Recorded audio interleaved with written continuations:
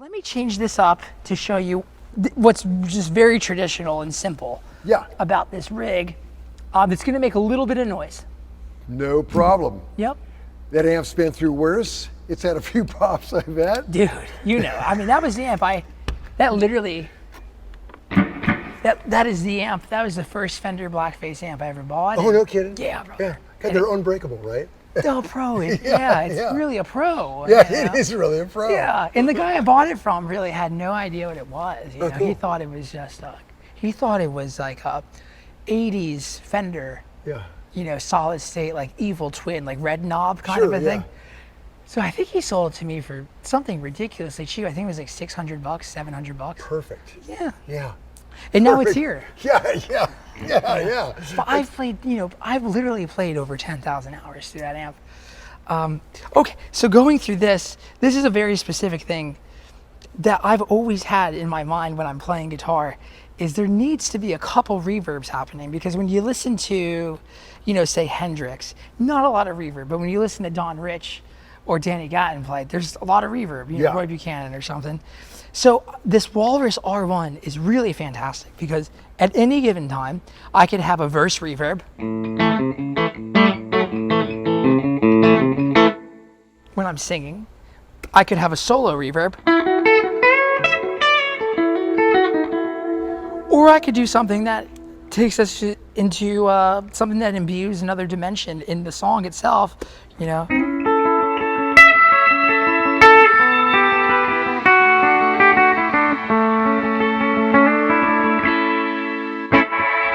Really different. Great. Yeah, man. And so in any given song, I'll use 2 or 3 reverbs. Yeah, that's cool. It's a cool deal. And that stays on. Reverb is always on.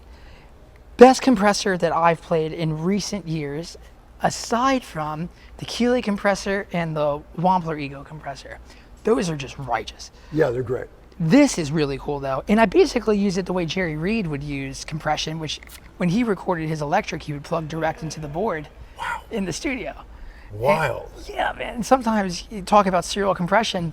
Yeah. There are tracks where he's using 4 different compressors. Wow. It's so cool. Yeah. It just has this amazing country sound. Yeah. It feels like it's coming up your spine almost. Wow. Like it's like on Amos Moses, is that? Oh yeah. No kidding. Yeah, direct in.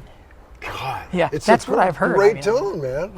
Yeah. Well, you know, it's like that old Chet Atkins story too. Yeah, right. Yeah. How does it sound now? Yeah. Puts the guitar down. Yeah, right. But this is, I look at it like, you know, singing lower volume guitar compression.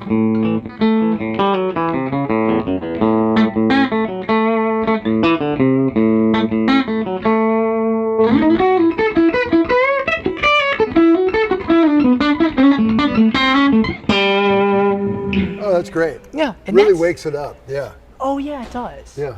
It does. I don't think that amp sleeps much. But, you know, the deal really is if you just add horsepower to a blackface amp, it sounds like America. Yeah. You know? Yeah, it does. So that's really, like, a lot of the time, this is what people are hearing most of the time is a really cranked 1176. And then on this side, I use an LA2A. But you can even hear that classic buzz. It's so nice.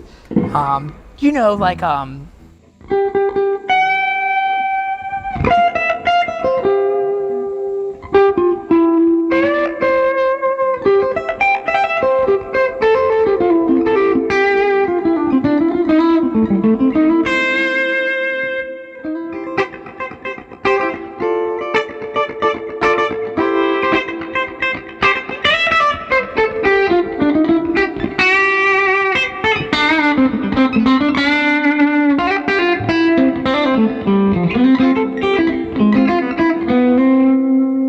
so it gets loud, you know? Yeah, that's great.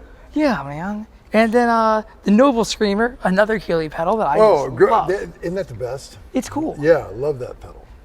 Overdrives are tricky. Yeah. You know, they really are. It's the hardest one. It really is the hardest. Yeah, it's the most if your rig sounds kind of not right, it's usually the Overdrive, right? I know. Yeah. I really, to be honest, I've never owned an Overdrive pedal that I have said that will be on my board forever. Yeah. And I really want to. So if anyone has any ideas, leave a comment. I love the Noble Screamer and I love the Lightspeed, and they have been on my board the longest. I've had the Noble Screamer out since before it was even sold, and I've had the Lightspeed for 3 or 4 years now. But it's hard, man. It's just that's the way I hear things. Is I love when I love the tones that I love are like that when it's just really an amp that's overdriven, like Bonamassa tone or Trey Anastasio. Yeah. You know, I don't really love the Marshall overdrive sound because of that speaker cable. It's split into 13 coils if you open it, or the cable that's on the the soldering inside, whatever that is called. In the Fender cable, if you were to cut it open, the blackface cable, it would be a 3. Imagine like. If I were to cut this cable, but imagine that's inside, if I were to cut that open inside of a Fender, there would just be 3 splits. On the Marshall, there's, I think, 13. Huh. Very interesting. So it creates different overtones that are like far more pinchy to the ear. It's hard to get overdrive to sound right. That is like the one thing that I'm very unsure of with this rig. Well, I thought it sounded killer. Thanks, man. Thanks. Well, you're serious. I was out front. It sounded great. Oh, good. Whatever you're doing. Yeah. But you're a very clean player by nature. I am. You don't really lean towards you don't really need the dirt. I don't need the dirt. You don't need the dirt. Yeah. But I want it sometimes. Yeah, I'm sure. Yeah. Basically, I have 2 compressors going into this one box, and I like to run overdrive / distortion the same way.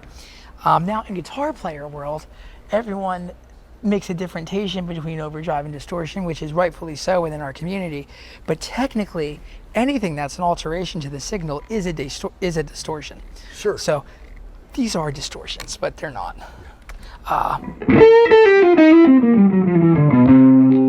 With that, I'll just run the compressor at a low volume with it.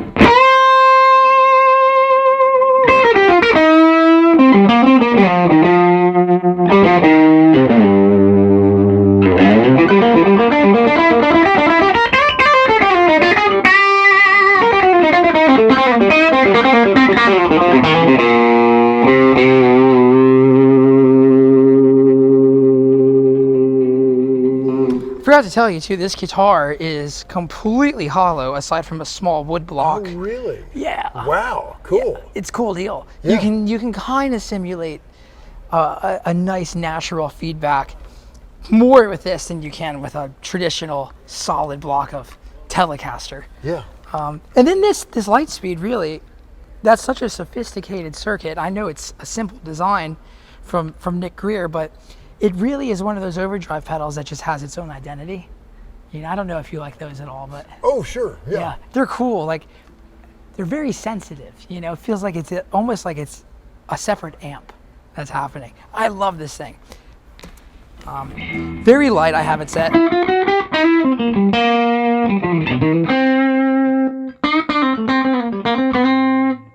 Yeah, that's it. Yeah, that's great. Very So, subtle, but yeah, that's great. and sometimes run both of them.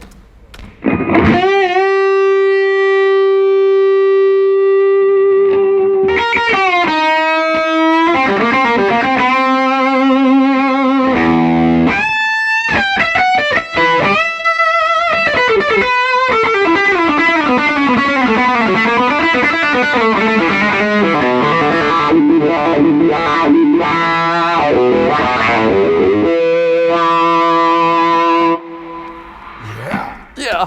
And then the custom audio electronics wah, courtesy of Brian Kehoe. He turned me on to that. Nice. Really great wah. It's nice because it has a gain. Oh yeah, cool.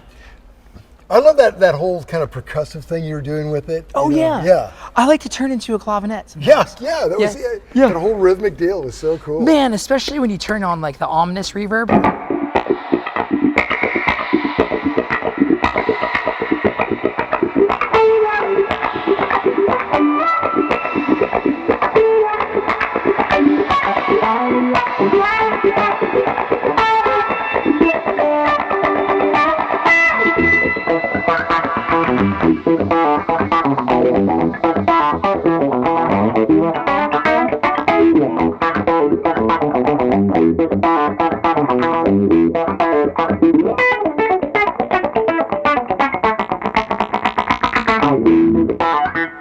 Oh, that's great. That's Yeah. great. And I love it when you just hear your drummer play, and it was like a drum line thing. I mean, it was really him. Oh, the old Nick Cannon special. Yeah, Yeah, yeah, totally. yeah.